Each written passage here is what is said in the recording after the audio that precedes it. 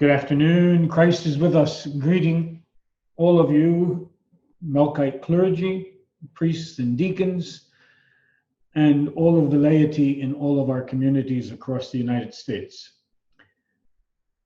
I've spoken to you in the past about the difficulties that we're all facing with the coronavirus and basic guidelines we're giving. However, just as a follow-up right now, because many of our communities are able to reopen our churches in a limited way, I thought on speaking once again. It is very difficult for me to make one set of guidelines for every one of our churches because they exist in 20 different states. And in each state, some cities have different rules and regulations because of the amount of cases that are there than other cities. Rural areas may be different than major areas. So it's kind of difficult to make basic full-time guidelines for everybody. However, I call your attention to it to watch what's going on in your areas, follow them. Right now, we're hearing a lot of problems from everybody. Those who understand that there's a real virus out there, and those that want to say it's only a political event, and those that are claiming there's nothing really there and there is really there. We're hearing a lot. I have received numerous emails from people that are very upset to wear a mask, and other people are very upset that their neighbor in the church is wearing a mask and others don't want them to wear it. And it's just going on, and everybody has a different opinion. I think the major problem is that the media is all totally confused on this whole thing, as well as all the doctors. So there's total confusion out there, and we have to just deal with it and try to stay as safe as possible as we can. So try to follow what's going on in your area, and don't be afraid yourselves. Where a mask is needed, use it. And if someone comes to the church and makes a big fuss about not wearing a mask, make sure they sit distance from somebody else who might be afraid. I mean, we got a lot of problems with this going on. The social distancing, please follow. It's very important. We did open for the third Sunday now in the cathedral. I was there for the first one. And we opened in Rhode Island now for 2 full Sundays, and we doubled the attendance. Rhode Island, because the church is part of a larger hall, we were able to open the doors and spread it all out. So this past Sunday, we had 80 people, which was very good, and a participation. Very happy to come back, most of them, to know that they could be celebrating the Eucharist with us and receiving the Eucharist once again on a regular basis. Of course, there's many people still afraid who are not coming, and we continue to live stream. But I think it will be a long time before we are back to what we have always considered normal, based on all of what the statistics that we're hearing about today. So we have to deal with it. We have to deal with it. Let me just tell you a few things about the communion time.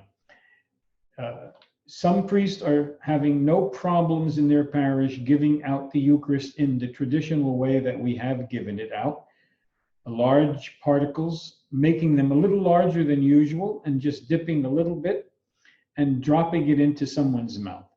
In other places, many parishioners who think that they know better than the doctors are telling us also that that's not a good way to do it. So we inaugurated a couple of alternatives. If you have no major problem with that, continue to do it that way. But we do have the spoons that I used recently in Rhode Island. There we bought the large iced tea spoons, and it worked quite well.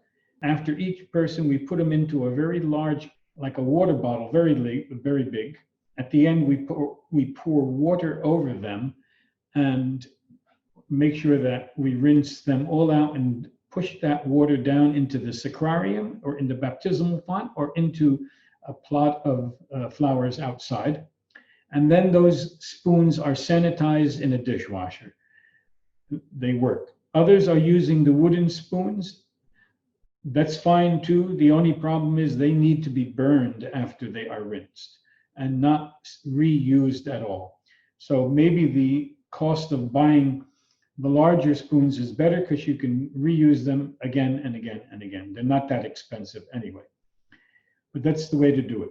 When you're giving out communion, if it is better to wear a mask, but not during the celebration of the liturgy on the altar. If you have a deacon, no masks, please. Gloves should not be worn to cut the bread, nor to give the Eucharist out. Sanitize your hands just before each time, and makes it better. In the sacraments, when people are sick, if you are able to visit them and make sure that they are in good health, take the precautions and you visit their home and you may anoint them and pray with them. It's very healthy and very important. And again, do the anointing after sanitizing your hands and praying over them. Confessions can be done in the church with a proper distancing if you have that availability, not when there's a lot of people there, of course, individually when there's no one around, or you can do it outside from a car. And a blessing rather than imposing your hand on their head is just as good for the absolution. So please do not refrain from doing confessions. If people want, please do them. The time that we're in is very difficult, so we have to deal with it ourselves.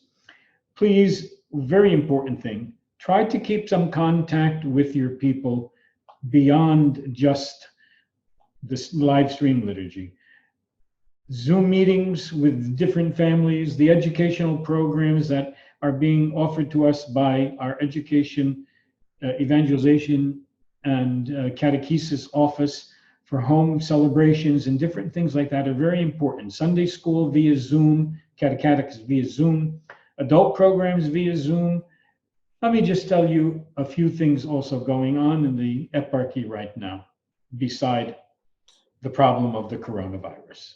Father Joe Hajar, after 54 years, practically in one place as pastor, or as associate and then pastor, has retired.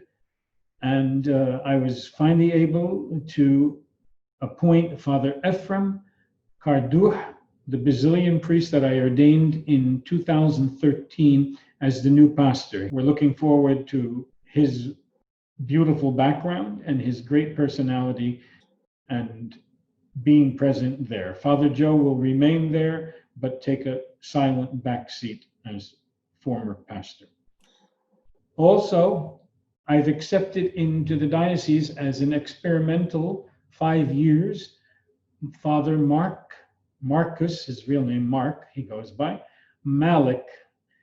Father Mark is a born Melkite in Fort Worth, Texas, where there was no Melkite community. His parents themselves were born in Fort Worth, Texas, and all were born and raised Latin, but knew their heritage, but there was no Melkite churches in that area at all. At the present time, Father Mark will be remaining living with his father in in Fort Worth, Texas, as a caregiver for his father, and will be working on attempting to establish a Melkite outreach in the Dallas-Fort Worth area.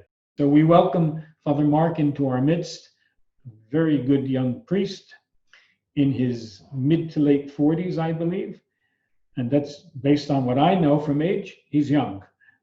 And he'll be with us for a while, and it's another blessing for our eparchy. So these are just a few of the things that are going on during this troubled and difficult era with the virus. And we ask for your support.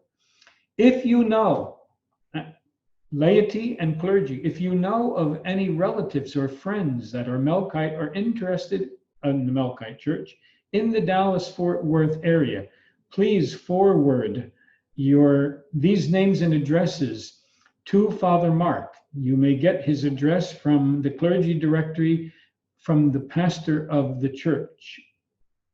of the Melkite church that you are in, and forward these names, and he will start making contact with all of them.